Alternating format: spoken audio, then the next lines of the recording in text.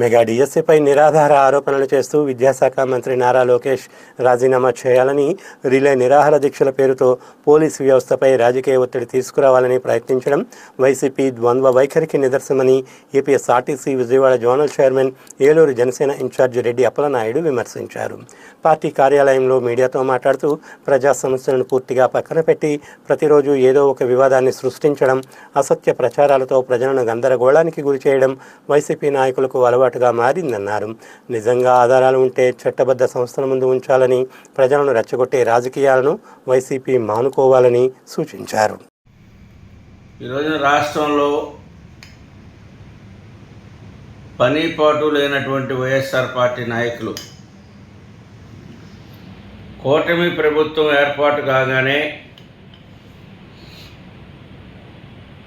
DSC ఉద్యోగాల్ని చాలా క్రమశిక్షణతో నియమించి ఎప్పటి నుంచో పెండింగ్లో ఉన్నటువంటి డిఎస్సి పోస్టులను ఇవ్వటం, వారికి ఎమ్మటే ఆర్డర్లు ఇవ్వటం, ఈ రాష్ట్రంలో ఎక్కడా కూడా ఉపాధ్యాయుల కొరత లేకుండా ఉండాలి, అన్ని స్కూల్స్లో కూడా నైపుణ్యం కలిగినటువంటి విద్యాభ్యాసాన్ని అందించాలన్నటువంటి ఉద్దేశంతో కూటమి ప్రభుత్వం రాగానే ఒక మంచి కార్యక్రమాన్ని తీసుకొని ఒకవైపున ప్రభుత్వంలో ఉన్నటువంటి ఉద్యోగాలు భర్తీ చేస్తూ ఇంకో వైపున జాబ్ మేళస్ పెట్టు అనేక నిరుద్యోగులకి ఉద్యోగాలు కల్పించేటువంటి ప్రక్రియని ఈ కూటమి ప్రభుత్వం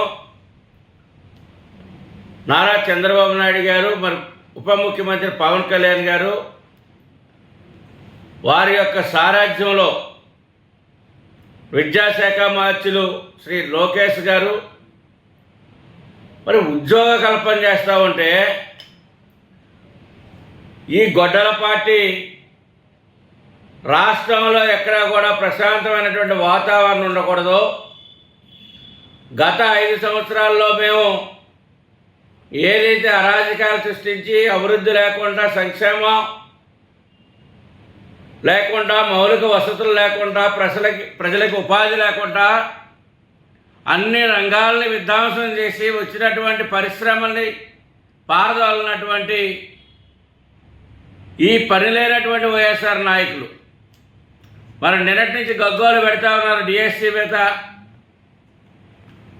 అక్రమాలు జరిగినాయని,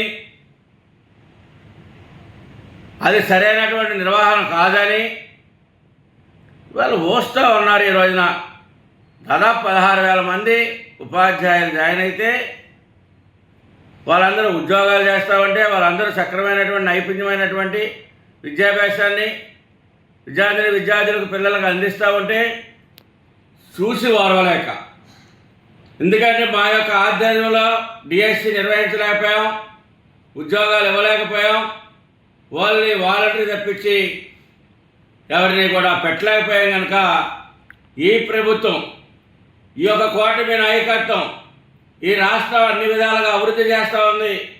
ప్రజలు మన వైపు చూడరేమో, ప్రజలు ఎప్పుడు కూడా మనకు ఓటేయరేమో, మొన్న 11కి దిగజార్చారు, ఈసారి ఆ 11 కూడా ఉండవేమో అన్నటువంటి ఆలోచనతో ఒకవైపు జగన్మోహన్ రెడ్డి గారు వారి యొక్క బృందం రాష్ట్ర వ్యాప్తంగా అల్లకులాలు సృష్టించి, లాండ్ ఆర్డర్ ప్రాబ్లం సృష్టించి రాష్ట్ర ప్రజల యొక్క మైండ్ని డైవర్ట్ చేసి రాష్ట్రానికి జరిగేటువంటి అభివృద్ధిని అడ్డుకోవాలన్నటువంటి ఆలోచన ఏదైతే ఉందో దుర్మార్గం అని చెప్పేసి మేము జనసేన పార్టీ నుంచి తీవ్రంగా ఖండిస్తూ ఉన్నాం. ఇప్పటికైనా బుద్ధి తెచ్చుకోండి, ఏదైతే అభివృద్ధిని స్వాగతించండి, ఎక్కడైనా ప్రజలకు అన్యాయం జరిగితే ప్రజల పక్షాన్ని మాట్లాడండి.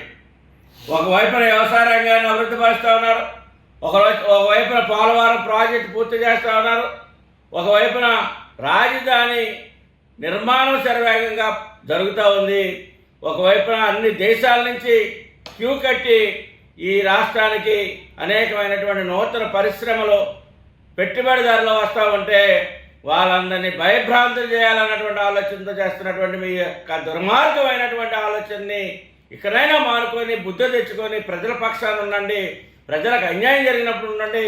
ఈ రాష్ట్ర అభివృద్ధిని కోరుకోవాలని చెప్పేసి ఈ వైఎస్ఆర్ నాయకుల్ని హెచ్చరిస్తాము.